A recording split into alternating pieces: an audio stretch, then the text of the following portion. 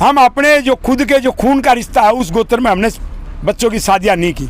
लेकिन जब बच्चे बड़े हुए, उनको ज्ञान मिला, जब वो शिक्षित हो गए, तो उन्होंने देखा ओहो, कानून में तो तुम्हें अपने गोत्र में शादी करने का छूट है, अधिकार मिला हुआ है।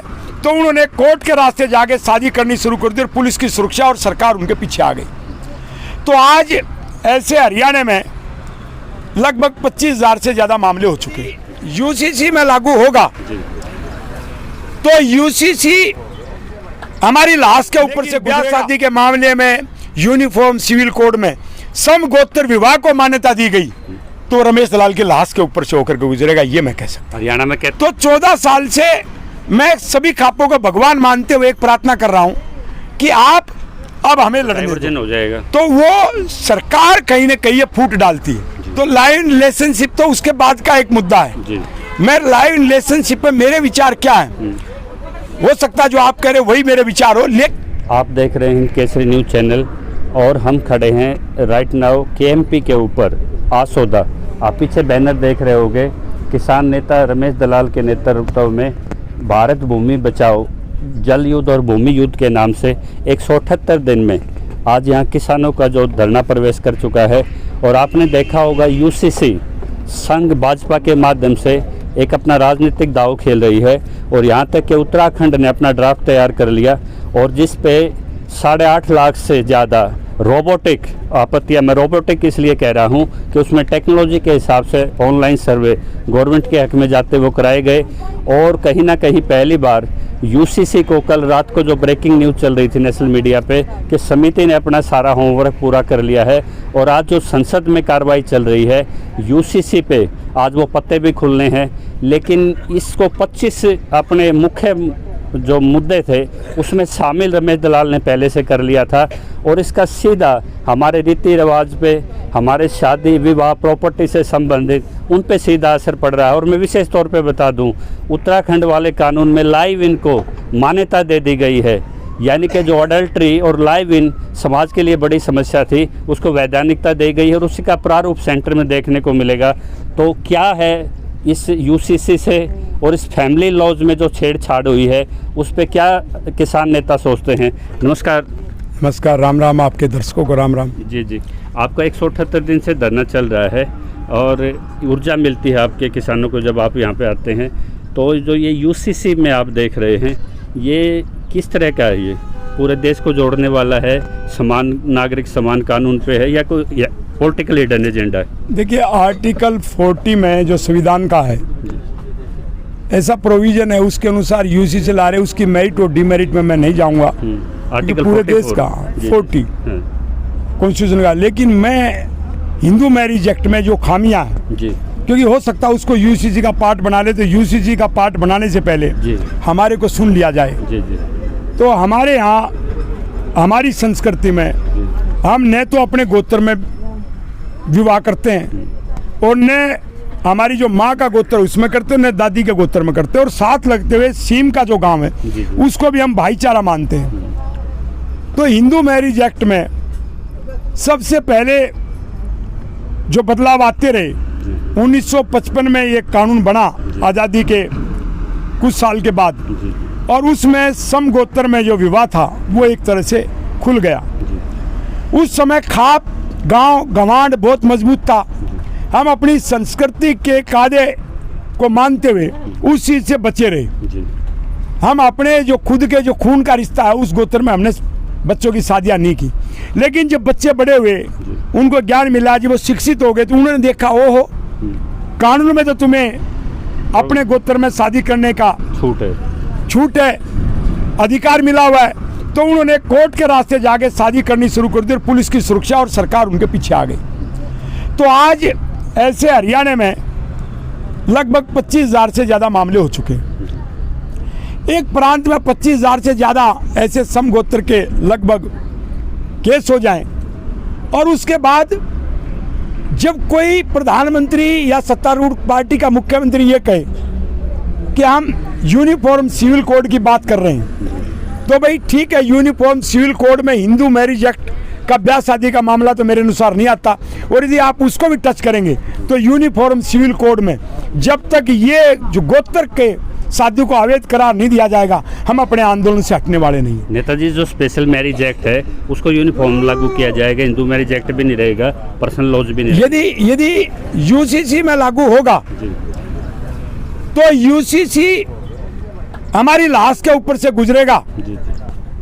हम यूसीसी बाकी मुद्दों पे कुछ भी करें, हम ठीक है, प्रधानमंत्री का अपना अध्ययन होगा, संसद अपना विचार करेगी, सभी पार्टियां उसको देखिए क्या राष्ट्र के हित में ठीक है या नहीं है। लेकिन ब्याह शादी के मामले में यूनिफॉर्म सिविल कोड में समगोत्र विवाह को मान्यता दी गई तो रमेश दलाल के लाश के ऊपर से होकर के गुजरेगा, ये मैं कह सकता हूं। हरियाणा में कहते हैं भाई बहन की शादी को वैध नहीं होने देंगे।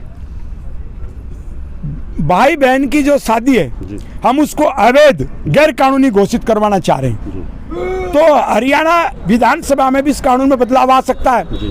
और यूनिफॉर्म सिविल कोड का जब तक ड्राफ्ट नहीं आ जाएगा तब तक मैं नहीं कह सकता भाई उसमें क्या है क्या नहीं है।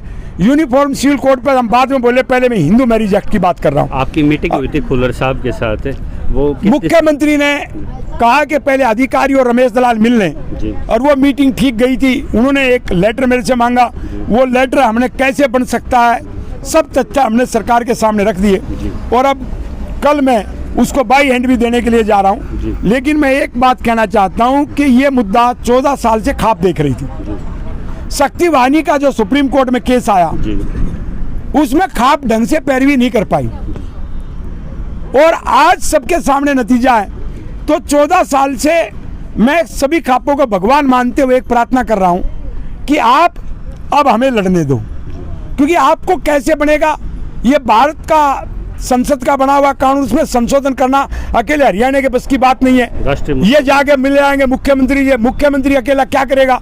रमेश दलाल लड़ रहा है प्रधानमंत्री से, रमेश दलाल लड़ रहा है मुख्यमंत्री से, तो कुछ खापे फिर बीच बीच में सक्रिय होती, इसको बनाओ उसको बनाओ, वो तो डाइवर्जन हो जाएगा। तो वो सरकार कहीं ना कहीं फूट डालती है, जैसे हर आंदोलन में डालती। तो मेरी सभी खापों से हाथ जोड़ के प्रार्थना है कि एक बार जब रमेश दलाल ने बीड़ा उठा, उस रमेश दलाल ने जिसने 55 सफल आंदोलन किए, कभी बीच में घुटने नहीं टेके, तो एक बार कम से कम आप मेरे पे भरोसा करके इस लड़ाई को लड़ने तो दो।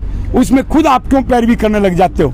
और वो पैरवी सरकार करवा रही है। तो मेरी सभी खापों के प्रधानों से, सभी खापों से, सभी खापों के आम सदस्य से, हर गांव से, पूरे हरियाणा से, सर्व जाति समाज से एक प्रार्थना है कि रमेश दलाल जब इसको लड़ रहा है तो मेरी पीठ के पीछे आगे खड़े हो जाओ।